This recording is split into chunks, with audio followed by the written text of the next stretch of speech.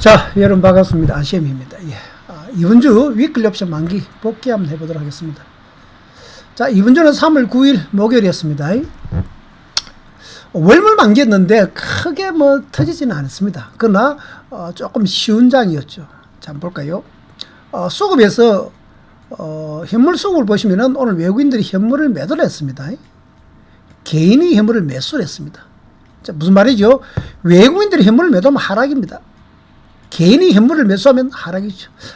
오늘은 하락 쪽에 무게를 두자. 그럼 지그재그 하락이 될 확률이 높다. 이렇게 접근해야 됩니다. 자, 한번 볼까요? 수급 차트인데, 3월 9일이죠. 자, 1번이 개인의 현물입니다. 개인 현물. 3,600억 매수였습니다. 계속 매수했죠. 주가 계속 하락한다는 소리죠. 자, 두 번째, 외국인 현물 봅시다. 외국인이 9,700원 매도했습니다. 요겁니다. 자, 그래서 현물만 보더라도 외국인 하락, 개인 하락, 뭐, 뻔합니다. 오늘, 이건 하락할 확률이 높네. 이럽니다. 그 다음에 외국인 선물 있는데, 외국인 선물이 계속해서, A에서 기다가 마지막에 좀 올라다가 내려왔는데, 자, 여러분 여기서 중요한 게 뭐냐면, 외국인 현물은 방향을 이렇게 바꿀 수도 있습니다. 근데, 개인의 현물과 외국인의 현물은 방향을 잘 안 바꿉니다. 그러나 여러분, 매매의 특성은 그렇습니다. 외국인들의 선물은 당일 매매하고, 현물은 여러분, 그날은 계획을 잡고 매매하기 때문에 방향을 잘 못 바꿉니다. 물론 바꿀 때도 있습니다. 그래서, 이번에는 이 현물 수급만 잘 보더라도, 전체적으로 하락이겠네, 장이. 위에 A를 보면은 코스닥, 거래소, 그 다음에 코스피 200, 전체적으로 이제 이렇게 되는 거죠. 자, 이렇게 그러면 추세가 딱 잡혔을 때로 오늘은 주가가 전체적으로 하락하겠네 이렇게 됐을 때 옵션 만기 날은 여러분 12시 보통 11시부터 한 2시 사이는 옵션 프리미엄이 확 죽습니다. 외곽이기. 자, 그럼 어떻게 되냐면은 풋 옵션 같은 경우가 주가가 이렇게 올라가다가 11시부터 2시 사이는 이렇게 등락을 이렇게 합니다. 그러다가 다시 원래의 그 방향 이렇게 합니다. 그래서 이렇게 가는데 중간에 여러분 점심시간 때 많이 거래량이 줄기 때문에 장이 횡보를 하기 때문에 이때 풋이 많이 죽습니다. 이때 이름 접근하는 게 뭐죠? 마틴 매매법. 추세, 추종, 마틴 매매법. 들어봤죠? 그 추세 쪽으로 오늘 이렇게 가는데 이렇게 가다가 점심시간 되면 쉬었다가 다시 이렇게 간다 했을 때 이 부분에서 A에서 접근하는 방법. 11시부터 1시 30분 사이에 접근하는 방법입니다.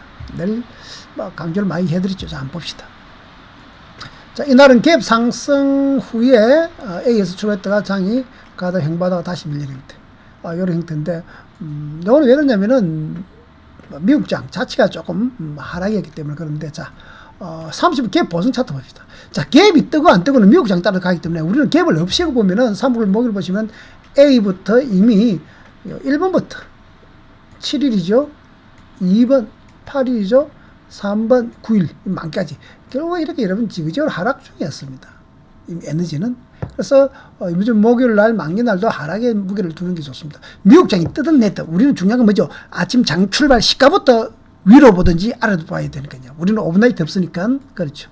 그래서 하락적인 무게 있고, 자, 뭐 파동상으로는 이제 한번 보시면 여러분 1800T하고 300T를 보는데 참 1800T는 15분 차트로 보시면 되면 300T는 2분 차트로 보시면 됩니다. 여러분, 분 차트 보시면. 자, 일단 여러분, A에서 역배이죠. 그 다음 300T는 B에서 역배입니다. 역배. 그냥 단순하게 생각해보세요. 역배일 때는 일단 뭐 만다? 하락적인 무게 두자. 그래서, 장중의 타이밍은 우리가 이제 이걸로 들어갑니다. 저는 1800T, 533, 300T, 20, 12, 12. 요걸 들어가죠. 즉, 1번, 2번, 3번, 요걸 들어갑니다. 자, 그러면, A에서는 왜 안 들어갔느냐? A에서는 보시면은 이렇게 저점이 이렇게 높아진 상태입니다. 파동상으로 말하면은 1번보다 2번이 높아진 상태인데는 하락이 안 놉니다.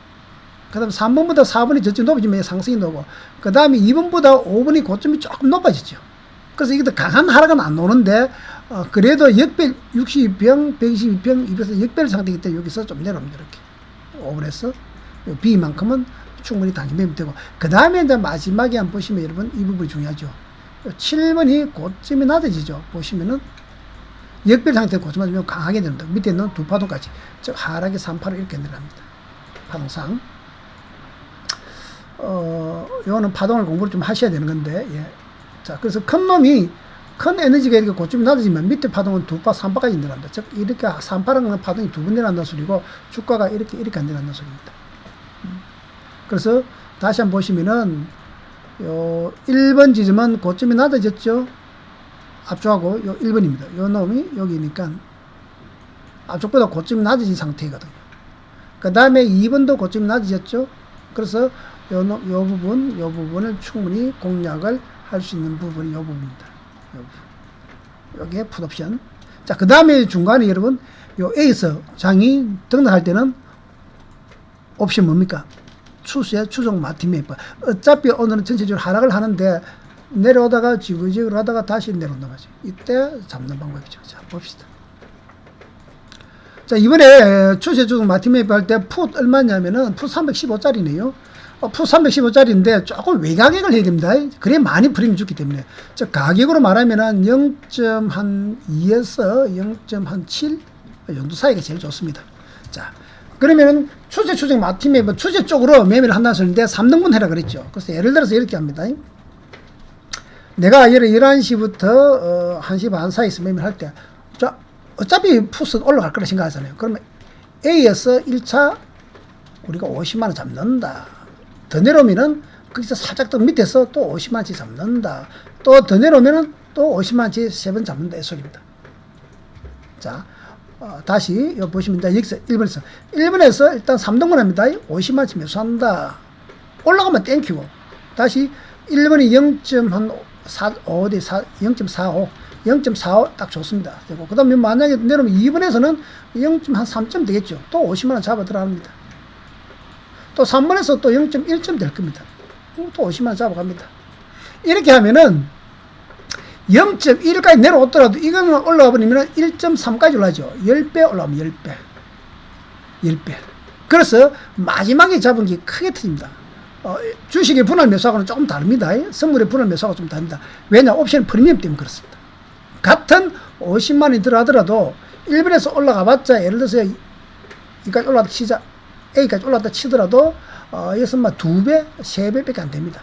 그런데 만약에 3번에 지를 올라와 버리면 10배 돼버립니다.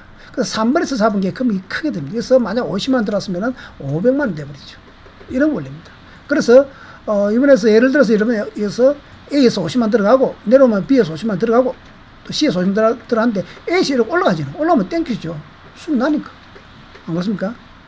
자, 그 다음에 여기서도 한번 봅시다. 예.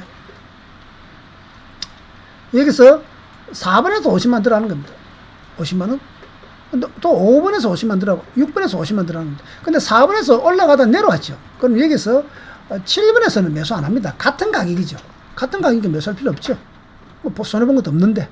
왜냐? 사게 잡는 원리니까. 그래서 5번까지 내려오면 잡고 안 내려오면 놔두는 겁니다. 6번까지 내려오면 잡고 안 내려오면 놔두는 겁니다. 자, 그냥 4번에서 쭉 올라가면 땡큐고 내려오면 본전까지 오더라도 버티는 거죠. 더 내려오면 또 추가 잡을 거니까. 그래서 30만원 잡던 예는 50만원 잡던 상등분해서 가야 된다. 만약에 뭐 내려오면 어떻게 됩니까? 내려오면 꽝이죠. 뭐. 여기서 만약에 내가 잡았는데 하나, 둘, 셋 나오는데 내려오면 꽝이죠. 물론 여기서도 여러분 3등 잡을 때 0.5를 잡고 0.2를 잡고 0.05를 잡는데 0.05 넘어가면은 요 315에서 풋을 좀 올려야죠. 317.5짜리로 0.5짜리를 또 잡아 들어가는 겁니다. 그래서 0.1m 내려갔을 때는 한 가닥 위 가격대로 가는 게 좋다. 아셨습니까? 자, 그래서 이게 315니까 올라갔다가 많이 내려왔더니 올라가죠. 그래서 A에서 많이 내려오기 때문에 이게 프리미엄이 주기 때문에 조금 외곽이 좋고 317.5짜리는 한번 볼까요? 여기에 317.5짜리입니다. 풋. 여기는 보시면 A에서 이렇게 올라왔다가 별로 안 내려오죠. 왜냐? 요거는 여러분 외곽이 별로 많이 외곽이 아니기 때문에 이 B에서 많이 안 내려옵니다. 그래서 여기는 2.40 가격대를 한번 보십시오. 가격대 여기 2.40 이런 거는 비쌉니다. 그래서 추세 추정 마티메이 할 때 0.5 그 다음에 0.3 0.1 이런 가격대를 하는 게 좋습니다. 0.5나 0.3 그럼 내려오면 더 잡으면 되니까. 아시겠습니까? 자, 다음 전에 여러분 좀 변동성이 클 걸로 보입니다. 미국장이 크게 흔들렸으니까 한번 봅시다. 자, 옵션 여러분 교육 영상 필요하신 분 요 매매법 요거 다 놓습니다. 마틴 매매법 하고 여기 다 했습니다. 이렇게 마티맵 있죠. 여기서 요 영상을 사 보시고 여러분.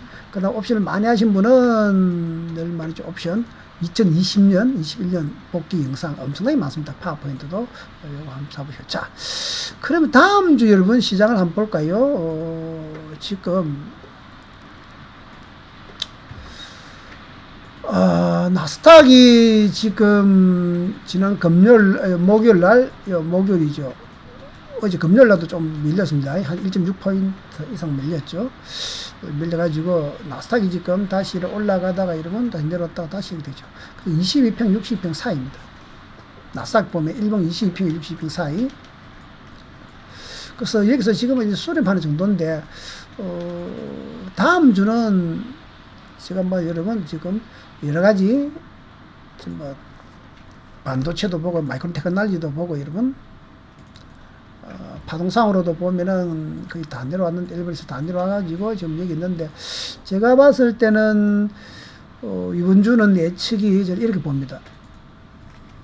더 크게 하락은 할 것 같지 않는데 이렇게 이런 식으로 즉 월화수목 중에서 여러분 반등 미국장이 양봉이 한번 놓으면은 저는 그 다음 날은 하락 쪽으로 베팅해라. 그러니까 반등했을 때 다시 하락, 반등하면 하락. 이런 식으로 접근하면은 다음 주는 괜찮을 거고. 그 다음에 다음 주는 하루 뭐 여러분 장대 양봉, 장대 음봉, 장대 양봉, 장대 음봉 이런 형태로 나오기 때문에 장중 변동성은 클 겁니다. 그래서 이 다음 주 수목에는 상당히 좀 옵션에서 승부를 볼 만한 그런 변동성도 나오지 않을까 이렇게 봅니다. 자, 여러분 여기까지 안시엠이었습니다.